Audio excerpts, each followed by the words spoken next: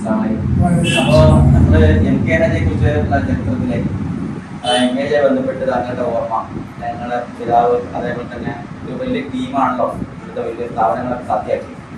അപ്പൊ അതിൽ ഏറ്റവും വലിയ പ്രധാന പങ്കുവഹിച്ചത് നിങ്ങളുടെ പിതാവ് അതേപോലെ തന്നെ MK ഹാജിന്റെ ഒരു ടീം വർക്ക് ചെയ്തതാണ്. അപ്പൊ താങ്കൾക്കും അതിന്റെ ഒരുപാട് കാര്യങ്ങൾ ഓർമ്മയുണ്ടാവും, ഒന്ന് പറയാൻ MK ഹാജി സാഹിബിനെ സംബന്ധിച്ച് പറയുകയാണെങ്കിൽ ഒരു ദിവസം 2 ദിവസം കൊണ്ടൊന്നും പറഞ്ഞാൽ ചരിത്രത്തിൽ മാസങ്ങളോളം ഇരുന്ന് സംസാരിക്കുന്നത് ഇത്രയധികം ഈ നാട്ടിന് വേണ്ടി, യതീംഖാന പ്രസ്ഥാനത്തിന് വേണ്ടി, മുജാഹിദ് പ്രസ്ഥാനത്തിന് വേണ്ടി, മുസ്ലിം ലീഗ് പ്രസ്ഥാനത്തിന് വേണ്ടി ഇത്രയധികം അധ്വാനിച്ച് കർഷകർക്ക് ഒരു വ്യക്തിയെ കാണാൻ കഴിയുകയില്ല. പഴയകാലത്ത് യതീംഖാന പ്രസ്ഥാനം 943 സ്ഥാപിക്കുന്ന ആ കാലം തൊട്ട് KM മൊയ്‌ലവിയുടെയും അതേമാതിരി ഉമർ മൊയ്‌ലവി, വലിയാട്ട മുഹമ്മദ് സാഹിബ്, ഇവരുടെ എല്ലാം പ്രയത്നം അന്ന് ഇവർക്ക് ഏറ്റവും ഊർജിതമായി വന്നത്, ഇവർക്ക് ആവേശകരമായി വന്നത് CD സാഹിബിൻ്റെ ഇടപെടൽ കൂടിയാണ്.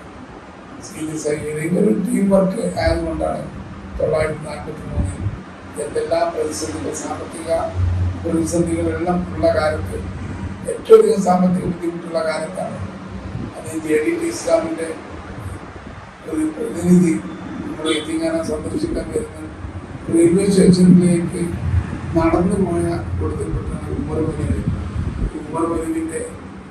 മൊയ്‌ലവി അവരെ കൊടുത്ത് തിരുവരങ്ങാടി യതീംഖാനയിൽ വെച്ച് സംസാരിച്ചു. അന്ന് യതീംഖാന ആവിർഭാഗം യതീംഖാനയുടെ താൽക്കാലികമായി കുട്ടികളെ കൊണ്ട് MK ഹാജിയുടെ വസതിയിലായിരുന്നു സർക്കാർ താമസിച്ചത്. ഏതോ അനന്തരില്ല 943 MK ഹാജി സാഹിബ്, നിങ്ങൾക്കറിയാവുന്ന KM മൊയ്‌ലവി സാഹിബ്, CD സാഹിബ്, സത്താർ സെട്ടു സാഹിബ്, യതീംഖാനയുടെ ഉദ്ഘാടനം സത്താർ ആഫ്രിക്ക തങ്ങളുടെ അധ്യക്ഷയിൽ സത്താർ സെട്ടുവാണ് ഇതിൻ്റെ ഉദ്ഘാടനം ചെയ്തത്. അതിൻ്റെ രേഖ തിരുവനന്തപുരം. അതിനുശേഷമാണ് വിഭജന കാലത്ത് പാകിസ്ഥാനിൽ അവിടെ അംബാസിഡറായിട്ട് പിന്നെ അദ്ദേഹം പാടുകാലം കുറച്ച് ജീവിച്ചു. അന്ന് തൊട്ട് ഉണ്ടാക്കിയ ഈ പ്രസ്ഥാനം ഇപ്പോൾ തെക്കേ ഇന്ത്യയിൽ തന്നെ ഏറ്റവും വലിയ ഒരു അനാഥ മന്ദിരമായി ഉയർന്നിരിക്കണം. അതിനൊക്കെ മുൻകൈ എടുത്തത് MK ഹാജി സാഹിബ് തന്നെയായിരുന്നു. ഈ മുജാഹിദ് പ്രസ്ഥാനത്തിന് വേണ്ടി പഴയ മുജാഹിദ് പ്രസ്ഥാനത്തിലെ പ്രചാരണമായിരുന്നു, മുസ്ലിം ലീഗിൻ്റെയും പ്രചാരണമായിരുന്നു MK ഹാജി സാഹിബ്. ധീരതയോടെ പല കാലത്തും വന്ന് മുജാഹിദ് പ്രസ്ഥാനം പല ഭാഗങ്ങളിലും ബുദ്ധിമുട്ടായി പ്രവർത്തിക്കാൻ കഴിയാത്ത കാലത്തോളം ധൈര്യമായി നിന്ന് മുന്നോട്ട് ഇറങ്ങി പ്രസ്ഥാനം. അതുപോലെ മുജാഹിദ് പ്രസ്ഥാനം, മുസ്ലിം ലീഗ് പ്രസ്ഥാനത്തിൻ്റെ അവർ ചാക്കിരി അഹമ്മദ് സാഹിബ് അതോടുകൂടി പൂർണ്ണമായിട്ട് ഇവർ ടീം വർക്ക് തിരുവനന്തപുരമാടിയിലും പരിസര പ്രദേശങ്ങളിലും ഇന്നുമല്ല കറക്റ്റ് പോകാൻ എല്ലാ പുതിയ സമ്മേളനം MK ഹാജി സാഹിബ്. പിന്നെ ആ ശേഷം ആ തലമുറ കഴിഞ്ഞതിന് ശേഷം പിന്നെയാണ് CH ഇബ്രാഹിം ഹാജി, കാരാട് മുഹമ്മദ് ഹാജി, വിർമിയൻ മുഹമ്മദ് ഹാജി, പീച്ചുമണ്ണിൽ മുഹമ്മദ് ഹാജി, CH കുഞ്ഞഹമ്മദ് ഹാജി, ഇവരുടെ ടീം ഇവിടെ മുസ്ലിം ലീഗ് പ്രസ്ഥാനത്തിന് ഊർജം പകരാൻ വരുന്നത്. അതെല്ലാം അവരുടെ അന്നത്തെ ആ കൂട്ടുപിടുത്തമായിരുന്നു. അതൊന്നും വിഘടിച്ച് നിൽക്കുന്നില്ല. അന്ന് അതേമാതിരി തിരുവനന്തപുരം കർമ്മൽ മസ്ജിദിൻ്റെ ഞങ്ങളുടെ കാരണവരായിരുന്നു MK Haji Sahib, CH Ahmed മൗജർ, CH Ali Hasan Haji, CH Abdurahman Haji, CH Abdul Majeed Haji, CH Ibrahim Haji, CH Kunjahammed Haji, ഇവരെല്ലാം വന്ന് വലിയാട്ട് മുഹമ്മദ് സാഹിബ് അന്ന് CD സാഹിബിൻ്റെ റൈറ്ററായിരുന്നു. എറണാകുളത്ത് നിന്ന് ഏറൻ്റെ വണ്ടിക്ക് പരപ്പനങ്ങാടി ഇറങ്ങി വലിയാട്ട് മുഹമ്മദ് സാഹിബിൻ്റെ സൗകര്യത്തിനനുസരിച്ചാണ് അതുകൊണ്ട് മുസ്ലിം ലീഗിൻ്റെ യോഗം ചേർന്ന് കർമ്മൻപള്ളിയുടെ മീറ്റിങ്ങും എല്ലാം ചേർന്ന് കർമ്മൻപള്ളിയിൽ പഴയ റിക്കാർഡിൽ ഇവരെല്ലാം പങ്കെടുത്ത ചർച്ചകൾ വളരെ സജീവമായി പങ്കെടുത്തത്. പിന്നെ നമുക്ക് ഏറ്റവും ഒരു ആവേശകരമായി തോന്നുന്നത് അന്ന് വേറെ പള്ളിയില്ല, ഈ ഒരു കർമ്മൻപള്ളി മാത്രമാണ് മുജാഹിദ് പ്രസ്ഥാനത്തിന്. യതീംഖാനയുമായി ബന്ധപ്പെട്ട യതീംഖാനയിലെ പള്ളി തുടങ്ങിയിട്ടില്ല. അന്ന് യത്തീംഖാനിലെ കുട്ടികള് ജുമാക്ക് വരുന്നത് അന്ന് ഒരു ഓരൽ ഹയർ സെക്കൻഡറി സ്കൂളിന്റെ അവിടെ ചെറിയൊരു സ്രാമി ഉണ്ടായിരുന്നു. അവിടുന്ന് കുട്ടികൾ നമസ്കരിക്കലല്ലോ. ജുമാക്ക് വരണമെന്നുണ്ടെങ്കിൽ കർമ്മപ്പള്ളിക്ക് കുട്ടികളെ ഒട്ട് വരിവരിയായി അതിൻ്റെ ഉള്ളിൽ നയിക്കാൻ എനിക്ക് നടന്നു പോകുന്ന രംഗം എനിക്ക് ഓർമ്മയില്ല. പിന്നെ മുജാഹിദ് പ്രസ്ഥാനത്തിനായാലും എം കെ ആജി ഇബ്രാഹിമാജിയെ വിളിക്കും, കുഞ്ഞാജിയെ വിളിക്കും, വണ്ടിയേക്ക് പോകും. ആദ്യം വണ്ടിയില്ലെങ്കിൽ നമ്മളെ വണ്ടിയാണ്, ഞാൻ ഡ്രൈവറായിട്ട് പോകും, എൻ്റെ അനിയന്മാരും ഡ്രൈവറായിട്ട് പോകും. അങ്ങനെ പോയി ഒരുപാട് പരിപാടികൾ പങ്കെടുക്കും. സിന്ദീഖിൻ്റെ മിക്ക യോഗങ്ങളിലും ആജി പങ്കെടുക്കാറുണ്ട്. എൻ്റെ വാപ്പ അന്ന് സംസാരിക്കാൻ കഴിഞ്ഞില്ലെങ്കിലും എല്ലാ യോഗത്തിലും പ്രധാനമായി പങ്കാളികളായി ആജിയുടെ കൂടെ ഒരു പ്രതിനിധി. ആജിയിൽ പോകുമ്പോൾ കാവൽ കേട്ടാൻ എം കെ ആജി, ഇബ്രാഹിം ആജി, ഹാജി ഇവരെല്ലാം കൂടെ കൊണ്ടുപോകും. അതുകൊണ്ട് കാരാട് മുഹമ്മദ് നല്ല രാഷ്ട്രീയ പ്രസംഗം, ഇതിന്റെ ഒന്നായിട്ട് നല്ല രസികം പ്രസംഗം. കാരാട് മുഹമ്മദ് ബീച്ച് മുന്നിൽ മുഹമ്മദ് ഹാജി നല്ല രസികം പ്രസംഗം, വളരെ ചതിയുമായിട്ട് എല്ലാ സ്ഥലത്തും പോകും. പിന്നെ ഇതെല്ലാം ഈ സ്പിരിറ്റ് കൊണ്ട് ആയത് ഈ മുസ്ലിം ലീഗിന്റെ 74 അതിനുശേഷം ഈ ബന്ധങ്ങളെല്ലാം ബാക്കിയെന്തും അതിരെ കൂടെ കുറച്ച് അങ്ങനെ ദീർഘകാലം അങ്ങനെ നടന്നു. ഒന്നും യത്തീംഖാനയില് ഈ പ്രശ്നങ്ങളും ഈ കമ്മിറ്റി മെമ്പറാകുന്നിട്ട് യാതൊരു അഭിപ്രായ വ്യത്യാസങ്ങളും യത്തീംഖാന കമ്മിറ്റിയിൽ അതിൽ ഏറ്റവും വലിയ ആദ്യം നേതൃത്വം കൊടുക്കാൻ അവിടെ ഉണ്ടായിരുന്നു. യാതൊരു ബുദ്ധിമുട്ടില്ല. അന്നേ ഉണ്ടായിരുന്നു 100 മെമ്പർമാർ കേരളത്തിന്റെ നാനാഭാഗം. അതിന് ലീഗല്ലാത്ത യൂണിയൻ മുസ്ലിം ലീഗോ അങ്ങനെ മുസ്ലിം ലീഗിന്റെ ആളുകൾ ഉണ്ടായിരുന്നു. സെക്രട്ടറി അന്ന് നിന്ന് വളരെ ഉഷാറായിട്ട് മുന്നോട്ട് പോയി. കേരളത്തിലെ ആ സ്ഥാപനങ്ങളെല്ലാം ഉണ്ടായിരുന്നു. ആ സ്ഥാപനം എവിടെ എത്തി? 63 Ismail Sahib തറക്കല്ലിട്ടാണ് BSM college.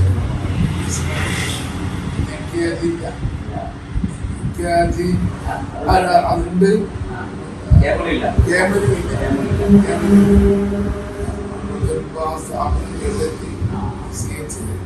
Muhammad Koya Sahib, M K ആജി Sahib ഈ വഴി വേറെ സ്ഥലത്ത് പോകുമ്പോൾ അങ്ങനെ വെറുതെ ആദ്യനോട് സംസാരിച്ചാണ് നമുക്കിവിടെ ഒരു കോളേജ് പറഞ്ഞു. അങ്ങനെയാണ് അവർക്ക് ഇസ്മായിൽ സാഹിബ് ഇതിൻ്റെ താല്പര്യം. ഒരു സൗകര്യവും ഒന്നും തന്നെ ഇല്ല. അങ്ങനെ യത്തീംഖാനയിൽ പള്ളിൻ്റെ പണി നടന്നു കൊടുക്കുകയാണ്. അവിടെ വെച്ച് LP സ്കൂളിൽ വെച്ചൊക്കെയാണ് അത് പ്രീ-ഡിഗ്രി ക്ലാസ്സുകൾ തുടങ്ങിയത്. അതെല്ലാം ഈ നാട്ടിലുള്ള എല്ലാവരും വളരെ ഒരു വിദ്യാർത്ഥിയെ സംബന്ധിച്ച് ഞാൻ എന്നോട് പറഞ്ഞില്ലേ, ദിവസങ്ങളോളം ഇന്ന് ചർച്ച ചെയ്യേണ്ട മരണത്തിനൊക്കെ കൂടിയ ജനം ഇങ്ങനെ പോകുമ്പോഴത്തേനായിരുന്നു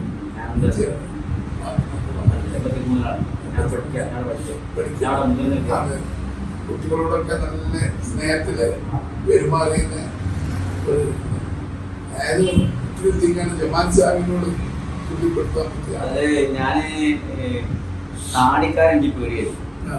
തിരുവങ്ങാടി വന്നിട്ടാണ് താടിക്കാരൻ നല്ല മനുഷ്യന്മാരാണ് മനസ്സിലായത്. അതായത് മതപണ്ഡിതന്മാരെ, അതായത് നാട്ടുമുഖന്മാരെന്നൊക്കെ പറഞ്ഞാൽ ഞാൻ പേടിയാണ്. കാരണം ഈ തൊഴിലാളിമാരോട് മാത്രം നന്നായി പെരുമാറുന്നു. ഈ പാവപ്പെട്ട ഞങ്ങളോടൊക്കെ നന്നായി പെരുമാറുന്നത് തിരുവങ്ങാടി വന്നിട്ടാണ്. ഇപ്പൊ ബ്രേനാജി, അതേപോലെ കാരണമാജി, വിച്ചുമണത്, എം കെ ആജി ഇങ്ങനെ തട്ടുതലോടി അപ്പൊ ഇത് അതുകൊണ്ട് ഈ താടിനോടും ഇതിനോടൊക്കെ എനിക്ക് ഭയങ്കര താല്പര്യവും ബഹുമാനമായി.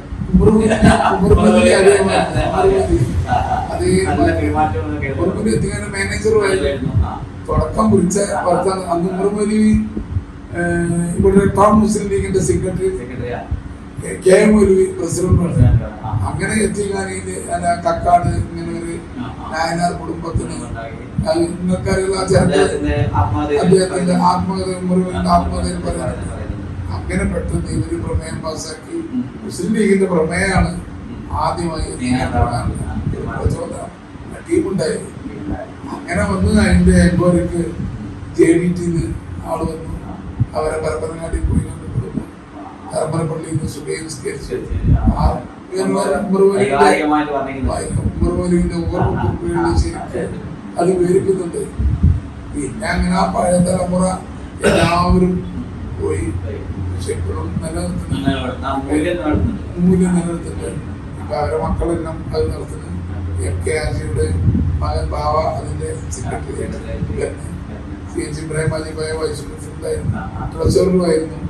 അവരുടെ മകന് വിനീതനായ ഞാനും ട്രഷററായിട്ടുണ്ട്. ഈ ചൂണ്ടിൽ മൊഹമ്മദിയായിരുന്നു അതിന്റെ സെക്രട്ടറി. മകൻ സലാം കമ്മിറ്റിയിലുണ്ട്. അവരൊക്കെ വളരെ തന്നെ അന്ന് ഇവര് മുന്നിൽ പിടിച്ച അതേ ആശയം തന്നെയാണ് ഇപ്പോൾ നമ്മളും അത് കൊണ്ടുപോകുന്നത്. അപ്പോയിന്റ്മെന്റ് MK ആജി സാഹിബും എല്ലാവരും പറയും. ഇപ്പൊ നമ്മള് റമദാൻ നടന്ന് ഓരോരുത്തർ കമ്മിറ്റി മെമ്പർമാർ ഓരോരുത്തരെ സമീപിച്ച് പിരിവുകൾ ഏർപ്പെടുത്തുന്നു. ഇവിടെ അങ്ങനെ പൈസ എല്ലാ സ്ഥാപനവും പൈസ വാങ്ങുന്നുണ്ടെങ്കിൽ നമുക്കിവിടെ ഓരോ കോളേജിന് ലെക്ചർ കോഴ്സിന് ഇന്നലെ ബഷീർ സാഹിബ് പറഞ്ഞ 60 ലക്ഷം റുപ്യ എന്ന് പറഞ്ഞിട്ട് അയാള് കാര്യം പറഞ്ഞു. അപ്പൊ അതാണ് സ്ഥിതി. എത്ര ആളെ ഇവിടെ കയറ്റി ഒരു റുപ്യ പോലും ആരും വിശ്വസിക്കുന്നില്ല. കുട്ടികൾ അഡ്മിഷൻ പോലും ഒരാള് എത്രയോ നോൺ ടീച്ചിങ് സ്റ്റാഫ് ഇപ്പൊ ഈ എത്തിങ്ങാന്റെ അന്ന് തുടങ്ങി. ഇപ്പൊ PSM കോളേജ്, പിന്നെ അറബി കോളേജ്, TTC, ഒരു ഹയർ സെക്കൻഡറി സ്കൂള്, സ്കൂള്, ആശുപത്രി, എല്ലാ സ്ഥാപനങ്ങളും ഇതെല്ലാം ഒന്നിനും വെച്ച് ഒന്ന് മെച്ചപ്പെട്ട് അതൊക്കെ. അപ്പൊ ആ മക്കളെല്ലാം നല്ല സജീവമായിട്ട് അതിൽ ഇടപെടുന്നുണ്ട് എല്ലാവരും. മുമ്പ് നിങ്ങൾ പറഞ്ഞല്ലോ ലീഗിന്റെ പരിപാടിക്ക് നാസാവിനെ വിജയിപ്പിക്കാൻ വേണ്ടിയിട്ട് MK ആജി മദ്രാസ് തെരഞ്ഞെടുപ്പായിരുന്നു തിരുവനന്തപുരം നിയോജകമണ്ഡലത്തിൽ. നാസാവിന് ലീഗിനെതിരായിട്ട് ഒന്നായിട്ട് ഒരു മുന്നണി, എല്ലാരും ഒറ്റ സ്ഥാനാർത്ഥി, എന്ന ഘട്ടം വരെ എത്തി. ഉടനെ മദ്രാസിൽ 50 സ്ഥാനത്ത് അവിടെ ആയിരുന്നു കേന്ദ്ര മദ്രാസിൽ. പഴയ കാലത്ത് ഒരു 4 മദ്രാസിലേക്ക് പോയാലും അവിടെ വന്ന് താമസിക്കും. എത്ര ദിവസം അവിടെ താമസിക്കും ചെയ്യാൻ പറ്റുമോ? അത്ര വലിയ ത്യാഗം ചെയ്ത മനുഷ്യനാണ് MK ആജി. അവിടുന്ന് 3 ബസ് ആളുകൾ അതേമാതിരി ഉള്ളാട്ടം മുഹമ്മദ് ആജിന്റെ നേതൃത്വത്തിൽ ബാംഗ്ലൂരിൽ നിന്ന് 3 ബസ്, 6 ബസ്. ആ 6 ബസ്സും ഇവിടെ വന്നിട്ടില്ലെങ്കിൽ അന്ന് ഈ മണ്ഡലം മുസ്ലിം ലീഗിന്റെ കയ്യിലല്ല. 6 ബസ് ആള് വന്നുകൊണ്ട് 6 ബസ്സിലെ ഗൃഹനായകന്മാർ ആ വീട്ടിലുള്ള ആളുകളെയും കൂടി കൊടുന്ന് വോട്ട് ചെയ്യിപ്പിച്ച് 712 വോട്ടിനാണ് നോക്കണങ്ങൾ. അത്ര ത്യാഗം ചെയ്ത അത് മറക്കാൻ കഴിയില്ല. അന്നും ലീഗിനെതിരെ അതിശക്തമായ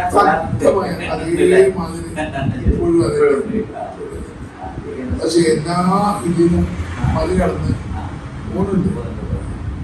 ഈ ലീഗിനെ പറ്റി ആൾക്കാർ ധാരണ വെച്ചാൽ അത് വിവരമില്ലാത്ത ആൾക്കാരെ വോട്ട് ചെയ്യണം. പക്ഷെ സംഭവം വളരെ ശക്തമായ വിവരമുള്ളതുകൊണ്ടാണ് ലീഗ് നിൽക്കുന്നത്. അല്ലെങ്കിൽ ലീഗ് ഉണ്ടാവില്ല. അങ്ങനെ സംഭവം അങ്ങനെ ബുദ്ധിമില്ല. മുസ്ലിം സമയത്ത് വരുന്ന കാര്യം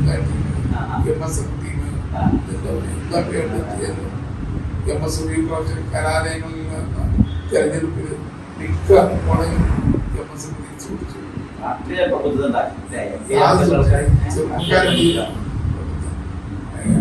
ചരിത്രമൊക്കെ ആരോടും പറയില്ല. ആയിക്കോട്ടെ.